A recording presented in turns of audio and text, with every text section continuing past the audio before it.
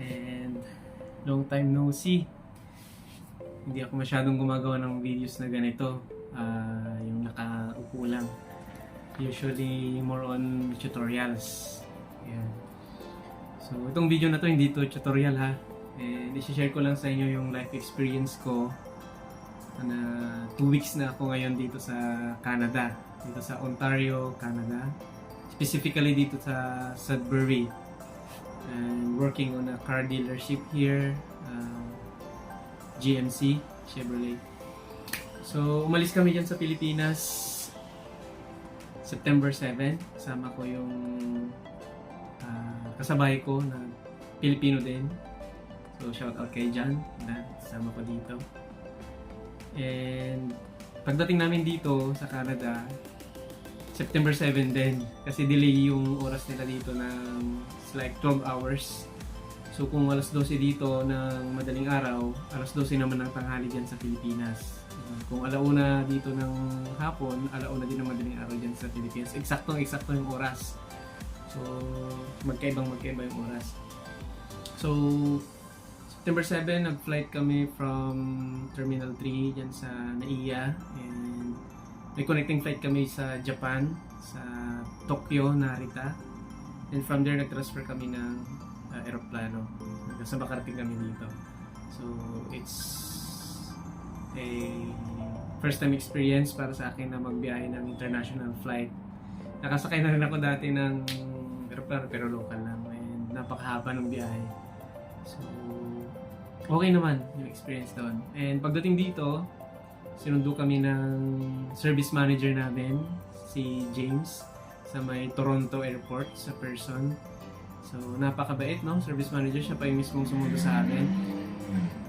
And from Toronto up to here is a almost 5-hour drive. So, siya pang nag-drive.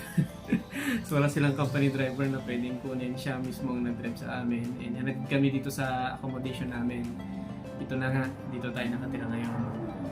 And within 2 weeks, no, may mga observation akong napansin dito sa Canada which are mostly positive. And masasabi ko na maganda dito. Sa work, ayun, siyempre adjustment, ibang brand, galing ako ng Toyota, ibang brand yung dinatnan ko dito. So Chevrolet, GMC, Cadillac, and Buick yung sinaservicean namin dito. And it doesn't feel like other place kasi para akong nasa Pilipinas din. Alam niyo kung bakit napakababait ng mga Canadians. Yung work ethics nila or yung work culture nila napakaganda. Lahat ng hindi mo alam, pwede mong itanong. So, good thing din na yung company, ewan ko kung buong Ontario ganon. Each technician has his own laptop. So yung laptop na yon all-in-one na. Nandun na yung scanner mo, nandun ka na mag-time in. Nandun na yung mga manual, yung procedure. Kung first time mong gagawin, siguro matatagalan ka. Pero at least alam mo yung step-by-step procedure na gagawin. So napakaganda maging technician dito. So big adjustment para dun sa mga hindi sanay sa computer, no? Kasi ang technician dito, sila na rin yung time in, time out ng work. So, ganun. And kahit first time namin nung kasama ko, hindi namin masyadong iniisip kasi andyan silang nakaalalay lagi sa amin. So, hopefully, hindi sila magbago, no? So, yung work culture, nagustuhan ko talaga yon. And sa work naman, Monday to Friday lang yung work namin. And during Friday, 4:30 ay pwede na kaming umuwi. O, diba? Pero syempre, 7:30 pa lang, nag-i-in na kami no kasama ko. Ayaw namin malate na pumasok ng 8. So, ganon. Saturday, Sunday, day off namin. Kaya may time ako ngayon na mag-video kasi walang pasok bukas. And ano pa ba? Sa weather, hindi kami masyadong nahirapan pa. Although sa umaga malamig talaga. Pero ngayon summer nila. And papasok na yung fall. After ng fall, magwi-winter na, I think December. So, hindi pa masyadong malaki yung adjustment namin doon. Pero most likely, sa winter, yun, kailangan namin mag-adjust, kailangan namin ng mga winter clothes. Dahil umabot daw dito up to, hindi ko sure, negative 35 degrees. So, kailangan namin mag-prepare para doon. And syempre sa lugar, hindi pa namin kabisado. So, puro lakad kami kasi wala naman kaming sasakyan dito. Wala nga kaming bike and we're planning to get one. So sana makabili kami. Pero iniisip pa namin kung bibili kami kasi pag magwi-winter di rin namin magagamit. And basta mabait yung mga Canadians, no? Kanina, pag uwi namin, nakisabay kami dun sa kawork namin na isa. Drinakbay niya kami dito. And pag umuulan naman, yung service manager namin, sinusunod niya kami dito sa accommodation. Para hindi kami mahirapan. And sabi nga nila, pagdating daw ng winter, susundin din kami dito. So ayaw naman namin abuso yung kabaitan nila. Pero nakikita ko na napakaano nila, yung culture ng mga Canadians, no? Yung mga native Canadians. Mabait. And same with the Filipino community dito sa Sudbury. Nakijoin kami sa groups and yung kasama ko laging may kumukontak sa kanya, nag-offer ng help sa pagkuha namin ng license, ganyan-ganyan. And tinatanong kung ano yung mga kulang namin. Yun. So, ano lang, masaya lang ako kaya gusto kong i-share lang sa inyo. Ano pa ba? Gumawa ko ng listahan dito eh. Pero, ayun. Isang struggle din namin yung pag-grocery kasi yun nga, more on lakad kami. And kapag pauwi na, yun na. Ano na yung bigas dito sa namin, no? Nung una, nahirapan kami maghanap ng bigas eh. So, more on Walmart ang pinupunta namin. Hindi pa namin na-explore yung ibang yung superstore, gano'n. Yung food basic, di pa namin napuntahan. Kaya puro karne din yung ulam namin. Sa pagkain, may mga manok naman dito. Yung gulay lang, yung iba hindi na fresh. So, iba pa rin yun sa Pilipinas, no? And medyo pricey nga yung mga price dito. Especially kung i-convert mo into peso, yung pambili mo. Ano pa ba?